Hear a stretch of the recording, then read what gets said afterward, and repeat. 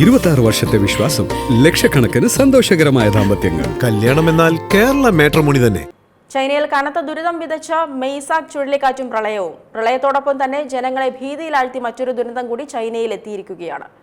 ജനജീവിതത്തിന് വെല്ലുവിളിയായി മൂർഖനടക്കം 900-ലേറെ വിഷപ്പാമ്പുകൾ പാമ്പ് വളർത്തൽ ഫാമിൽ നിന്ന് പുറത്തെത്തിയതായി റിപ്പോർട്ടുകൾ. വെള്ളം കയറിയ ഫാമിൽ നിന്ന് പുറത്തേക്ക് ഒഴുകിയെത്തിയ പാമ്പുകളെ പിടികൂടുന്നവരുടെ വീഡിയോകൾ സമൂഹമാധ്യമങ്ങളിൽ പ്രചരിക്കുന്നുണ്ട്. ചൈനയിലെ ഗാങ്സി മേഖലയിൽ മെയ്സാക് ചുഴലിക്കാറ്റ് വൻ ദുരന്തമാണ് വിതച്ചിരിക്കുന്നത്. പ്രളയത്തിനൊപ്പം 900-ലധികം വിഷപ്പാമ്പുകളാണ് ഒരു ഫാമിൽ നിന്നും നാട്ടിലേക്ക് ഒഴുകിയെത്തിയത്.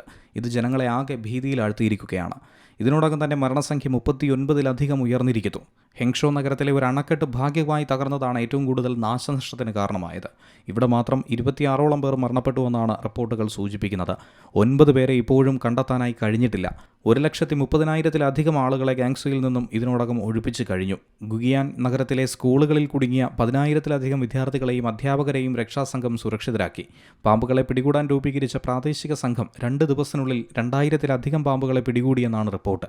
ഏകദേശം എല്ലാം തന്നെ പിടികൂടി കഴിഞ്ഞുവെന്നാണ് സംഘാംഗം പറയുന്നത്.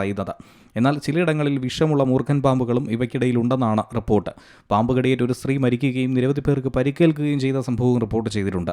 ഇതുകൂടാതെ ഗാങ്സുയിലെ മറ്റൊരു മൃഗശാലയിൽ നിന്നും സീബ്രകൾ, ഒട്ടകപക്ഷികൾ, മയിലുകൾ എന്നിവ ഉൾപ്പെടെ 100 കണക്കിന് മൃഗങ്ങൾ രക്ഷപ്പെട്ടിട്ടുണ്ട്.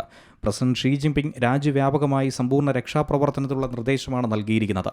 നദികൾക്കും തടാകങ്ങൾക്കും അണക്കെട്ടുകൾക്കും സമീപം ദുരന്ത നിവാരണ സംഘങ്ങൾ ശക്തിപ്പെടുത്താനായി പ്രാദേശിക അധികൃതരോടും അദ്ദേഹം നിർദ്ദേശിച്ചു കഴിഞ്ഞു. ഇതിനിടെ രണ്ടാമത്തെ ചുഴലിക്കാറ്റായിട്ടുള്ള ഭാവി തായ്വാനും ചൈനയുടെ കിഴക്കൻ തീരത്തിനും സമീപമെത്താൻ ഒരുങ്ങുന്നുവെന്നാണ് മനസ്സിലാക്കാൻ കഴിയുന്നത്. സ്ഥിതി കൂടുതൽ വഷളാകുമെന്ന ആശങ്കയിലാണ് ഇപ്പോൾ അധികൃതർ.